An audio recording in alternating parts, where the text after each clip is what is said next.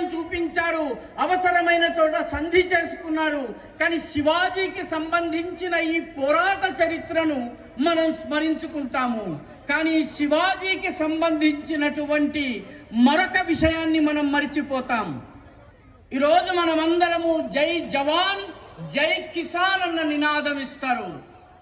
భారతదేశంలో మొట్టమొదటిసారి జై జవాన్ జై కిసాన్ నినాదం ఇచ్చినటువంటి, నినాదం ఇవ్వకపోయినా ఆ నినాద స్ఫూర్తిని కనబరిచిన వాడు ఛత్రపతి శివాజీ మహారాజ్. ఆయన ముందు జై కిసాన్ అన్నాడు.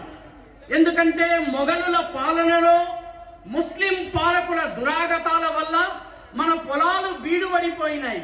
ఈ పొలాల్లో ఇంకొకడు సాగు చేయడానికి వీలు లేకుండా వాళ్ళు గాడిదలతోటి నాగలి దున్నించారు. గాడిదలతో నాగలి దున్నించిన భూమిని ఎవడు ముట్టుకోడు. ఛత్రపతి శివాజీ బయలుదేరాడు. 14 సంవత్సరాల వయస్సులో ఈ మూఢాచారానికి వ్యతిరేకంగా, ఈ మొఘల్ పాలకుల